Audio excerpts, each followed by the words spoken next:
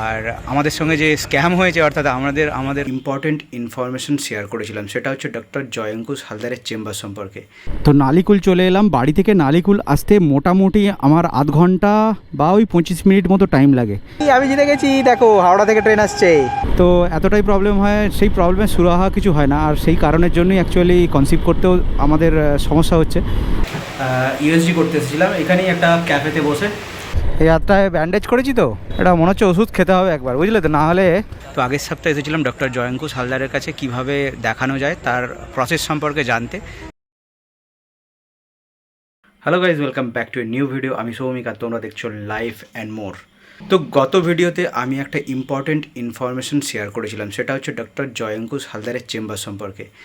তো সেটাতে অনেকেই ইন্টারেস্ট প্রকাশ করেছে, তো সেই কারণে ভাবলাম যে আজকে আমি যাচ্ছি এখন কল্যাণীতে জয়ঙ্কুশ হালদারের চেম্বারেতে।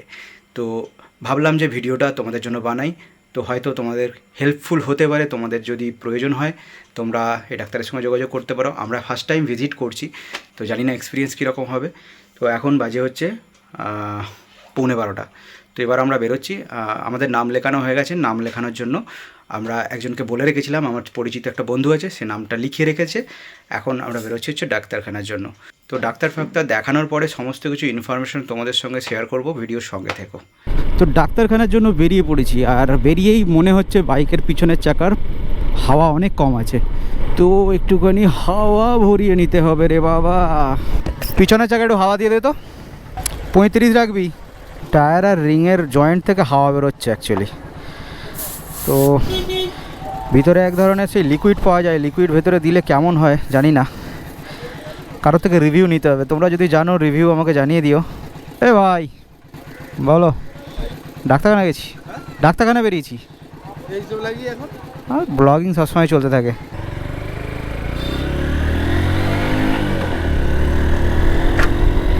হাওয়াটা ভরতে এবার ঠিকঠাক চালানো যাচ্ছে। চলো, যেতে 1 ঘন্টা মতো টাইম লাগবে, কারণ এখন তো দুপুরের টাইম, রাস্তা মোটামুটি ফাঁকাই পাবো। তো নালিকুল চলে এলাম, বাড়ি থেকে নালিকুল আসতে মোটামুটি আমার আধ ঘন্টা বা ওই 25 মিনিট মতো টাইম লাগে। তো সেই তুলনায় আজকে অনেক বেশি টাইম লাগলো, প্রায় 40-45 মিনিট মতো টাইম লেগে গেল। এখন বাইক যে চালাচ্ছি প্রচণ্ড একটা লু বইছে, গরম হাওয়া বুঝতে পারা যাচ্ছে, ভাইজার খুলে রাখা যাচ্ছে না। আমরা এমন একটা জায়গায় বাস করি যেখান থেকে ট্রেনে করে যাওয়ার সুবিধা খুব একটা নেই। তো আমার এই বাঁ পাশেই আছে হচ্ছে নালিকুল স্টেশন, এটা হচ্ছে হরিপাল লাইনের সঙ্গে যুক্ত। আর আমার বাড়ি থেকে আরও 20 কিলোমিটার দূরে আরেকটা জায়গা আছে বড়গাছিয়া বলে, সেখান থেকে হাওড়ার লাইন আছে। এই হরিপাল নালিকুলের লাইনটা হচ্ছে তারকেশ্বর লাইনের হাওড়া, আর বড়গাছিয়ারটা হচ্ছে আমতাল লাইনের হাওড়া। তো এই দুটো লাইনের মাঝখানে থাকবার জন্য প্রচুর সাফার করতে হয়। তো সেই কারণে কল্যাণী যাওয়ার জন্য কোনো ট্রেন বা বাস না নিয়ে বাইকই আমার শেষ ভরসা। বাইকের মাধ্যমেই একদম তাড়াতাড়ি সবচেয়ে সহজ শর্টেস্ট উপায়ে পৌঁছতে পারবো। আর কল্যাণী পৌঁছানোর জন্য প্রথমে আমাকে ধরতে হবে ওল্ড দিল্লি রোড, যেটা আমি চন্দননগরে কানেক্ট করব। চন্দননগর থেকে আপ টু মগরা হয়ে মগরা ব্রিজ পার করে কল্যাণীতে ঢুকবো। হ্যাঁ, ট্রেনের গেট পড়ে গেছে। কোন দিক থেকে ট্রেন আসবে বলো তো? এদিক থেকে না এদিক থেকে? কোন দিক থেকে? এটা এদিকে হচ্ছে হরিপাল, আর এদিকে হচ্ছে হাওড়া। হাওড়া থেকে ট্রেন আসবে না হরিপাল থেকে ট্রেন আসবে? হ্যাঁ, দেখা যাক। আমি বলছি হাওড়া থেকে আসবে, এদিক থেকে এদিকে যাবে, দেখা যাক কে যেতে। আমি জিতে গেছি, দেখো হাওড়া থেকে ট্রেন আসছে। আমি বলেছি হাওড়া থেকে ট্রেন আসবে, দেখো হাওড়া থেকে ট্রেন আসছে।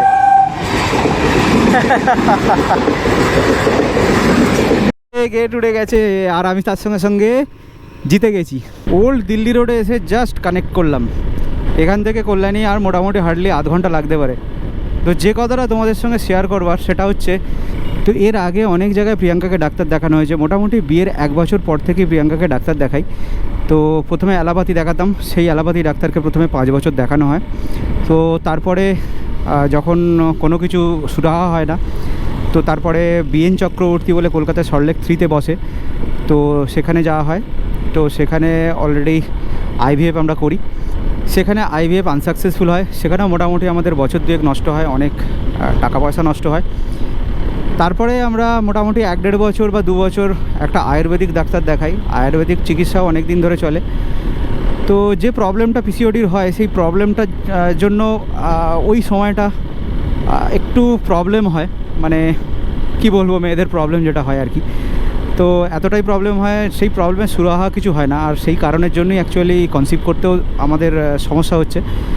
তো সেই প্রবলেমটা সলিউশনের জন্য বিভিন্ন ডাক্তারের সঙ্গে কনসাল্টও করি। তো ধীরে ধীরে একটা হোমিওপ্যাথি ডাক্তারের সম্পর্কে জানতে পারি ভান্ডারহাটিতে। তো সেই ডাক্তারকেও দেখানো হয়, প্রায় 1 বছর দেখানো হয়েছে। তো সেখানেও কোনো সুরাহা না হওয়ার জন্য লাস্টে এই জয়ঙ্কুশ হালদারের নাম শুনেছি, এই সংক্রান্ত অনেকের সমস্যার সমাধান করেছেও শুনেছি।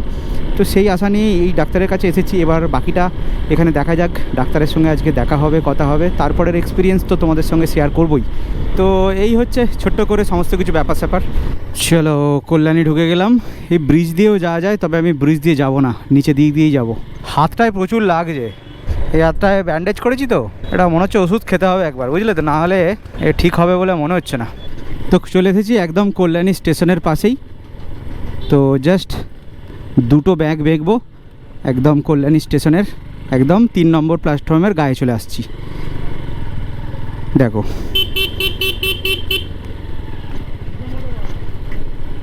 চলে এলাম, এটা হচ্ছে বাঁদিকে হচ্ছে আমার কল্যাণী স্টেশন। আর এইখানে একটা সিনেমা হলও আছে, কি নাম, সঙ্গম। তো কল্যাণী স্টেশনের কাছেই দেখো এই অটো স্ট্যান্ড পার করব। অটো স্ট্যান্ড পার করে সামনেই দেখতে পাওয়া যাচ্ছে ওভারব্রিজ। এই হচ্ছে ওভারব্রিজ, এই ওভারব্রিজ ক্রস করে আরও এগিয়ে যেতে হবে।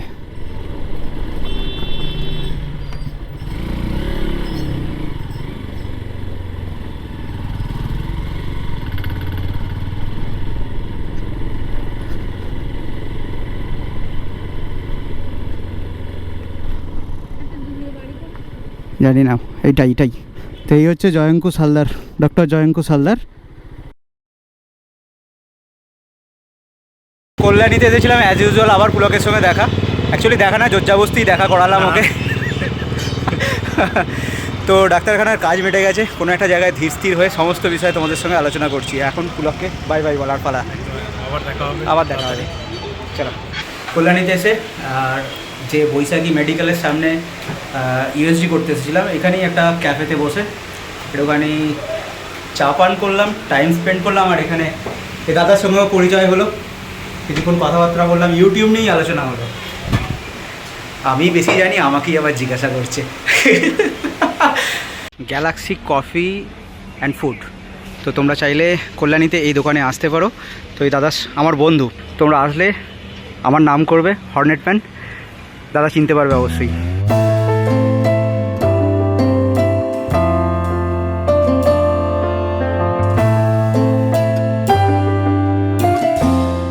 তো এবার এখান থেকে বেরিয়ে যাবার পালা, অলরেডি 4টে বাজে। দেখি এবার ওখানে গিয়ে কী হলো। এখানকার কাজ মিটে গেল, এবার একটু মোমো খাবো আর ফুচকা খাওয়ার ইচ্ছা আছে। দেখা যাক কী ধরনের ফুচকা ট্রাই করা যায়। একটা জায়গা পুলক বলেছে, সাজেস্ট করেছে, সেই জায়গাটায় যাব। তো গিয়ে একটুখানি রিল্যাক্স করব, নিজেদের মধ্যেও কিছু কথা আছে সেই কথাগুলো ডিসকাস করব, আর তোমাদের সঙ্গে কথা আছে সেই কথাগুলো শেয়ার করব।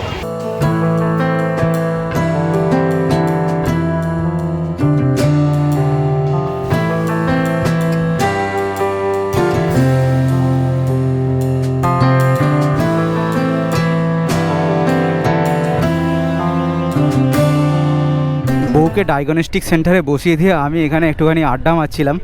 মোমো খাওয়ার পরে বেরিয়ে পড়লাম। তো একবার দেখি পুলকের সঙ্গে যদি দেখা হয়, পুলককে একবার বাই বাই করে বেরিয়ে যাব। আচ্ছা কোথায় আছো এখন, বেরিয়ে গেছো? একটু বাইরে এসো, একবার দেখা করে যাই। ওই তো এই হচ্ছে পুলক। হ্যাঁ একদম সব মিটে গেছে, হয়ে গেছে। পরের সপ্তাহে রিপোর্ট নেবো। আর নাম লেখাবার জন্য যদি হয় আরেকবার তোমাকে বলবো, এটা হোক না নেক্সট উইকে যদি সম্ভব হয়, দেখছি। যদি নেক্সট উইকে তুমি থাকো ভালো, ও ভোরবেলায় লেখাতে হবে, এছাড়া উপায় নেই। যদি 4টে, যদি 4টে বলি হবে, হবে তো ভাই, হবে তো 4টে। হ্যাঁ আমি তোমাকে পরের সোম মঙ্গলবার করে কনফার্ম বলে দেবো, তারপরে বুধবার একবার রিমাইন্ডার দেবো। আর রাত্রিবেলা তোমাকে, সকাল করে কি রাত্রিবেলা তোমাকে তাহলে কল করবো, 2টোর সময় কল করবো, এই 3টের সময় কল করবো। তুমি এখানে বললে তাহলে যাচ্ছি আমি গঙ্গার ধারে। খুব উপকার করেছো ভাই। আরে ভাই ঠিক আছে চলো। তো পুলককে বাই বাই জানিয়ে এবার বেরিয়ে যাবো। পজিটিভ মাইন্ডেড থাকবে, নেগেটিভ কিছু কথা ভাববে না, যা হবে দেখা যায়, ভগবান যা করে ভালোর জন্য করে, যা হবে ভালোর জন্য হবে, ব্যাস। আমি কি জানো মনে হলো 5,500 টাকা নিয়ে যাই বাবা, থাক, লেগে তো গেল, দেখুন 2,500 টাকা লেগে গেল এখানেই।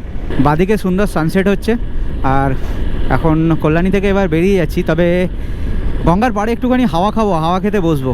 তো এটা হচ্ছে রানী রাসমণি ঘাটে যাচ্ছি কল্যাণীতে। এটা অ্যাকচুয়ালি হালি শহরের দিকে, সম্ভবত কাঁচরাপাড়া হালি শহরের দিকে। আর এখানে নাকি প্রচুর ফুচকা পাওয়া যায়, এটা আমি শুনলাম। চকলেট ফুচকা থেকে শুরু করে, দই ফুচকা থেকে শুরু করে বিভিন্ন ফ্লেভারের ফুচকা পাওয়া যায়। দেখো ঘরে ঘরে এরকম ফুচকা স্টল দেওয়া আছে। এখানে এরকম ডান দিকে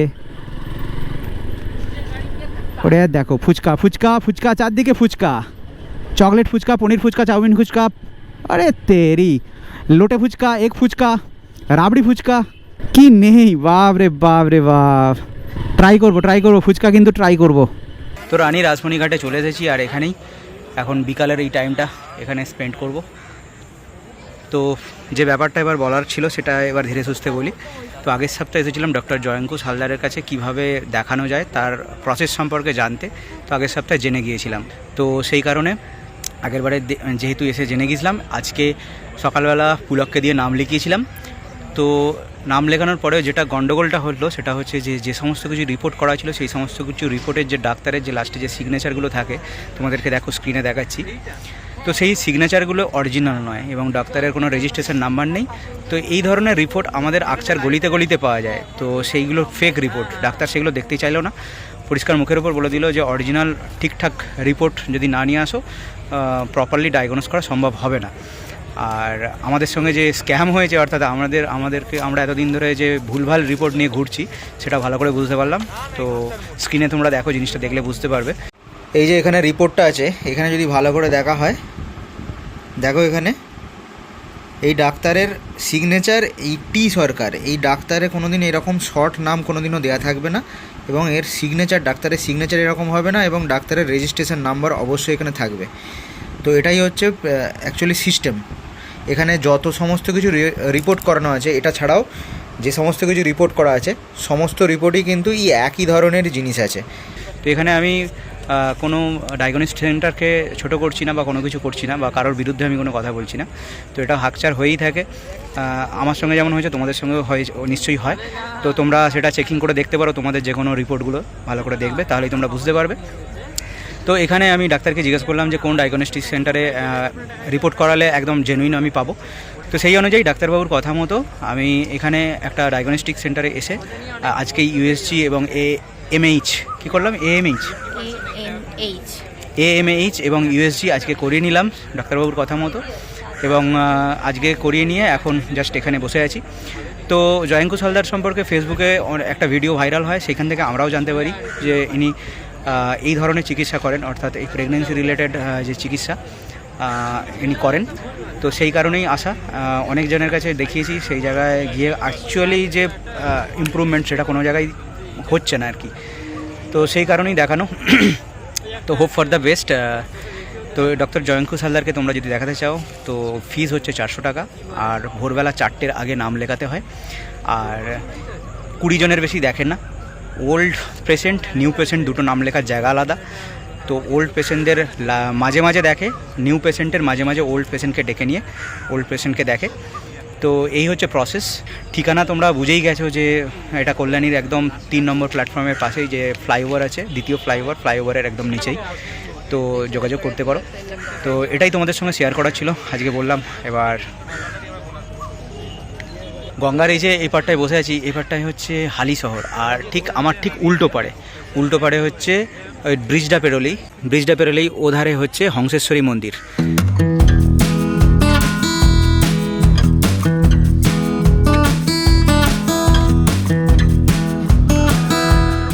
তো এই রাসমণি ঘাটের পাশেই একটা মন্দির দেখলাম, এটা হচ্ছে রাম মন্দির। ভিতরে ঢুকলাম, রাম সীতা লক্ষ্মণ মূর্তি আছে, খুব সুন্দর মূর্তি। আর এই রাম মন্দিরের ঠিক উল্টো দিকেই আর একটা এখানে মন্দির আছে। চলো, এত ফুচকা করছে, একটু ফুচকা ট্রাই করে দেখা যাক। পনির ফুচকা, দই ফুচকা, চিকেন ফুচকা, এগ ফুচকা, কত ফুচকা রে, জল ফুচকা, জেলি ফুচকা। পুলকের কথা শুনে এখানে এসেছিলাম, আর এখানে কিন্তু অনেক ধরনের ফুচকা পাওয়া যায়। বৌদি এখানে আমাদের জন্য বানাচ্ছে হচ্ছে চকলেট ফুচকা।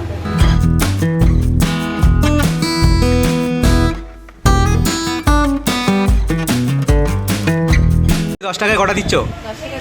10 টাকায় 10টা দিচ্ছে বাবা।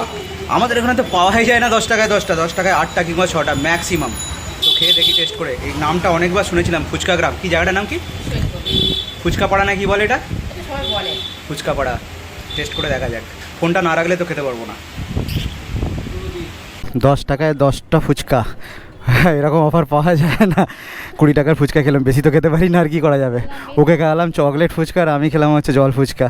তো এইখানে যত সব দোকান আছে সব দোকানেতে এরকম কম দামে ফুচকা মানে পাওয়া যায়। তো অ্যাকচুয়ালি এটা ফুচকা গ্রাম বলা হয়। সব কিছুর জন্যই আলাদা আলাদা ডেডিকেটেড গ্রাম আছে। লোকের ভিড় দেখতে পাচ্ছ? দেখো দেখো, সব লাইন দিয়ে লোকে শুধু ফুচকা খাচ্ছে, ফুচকা।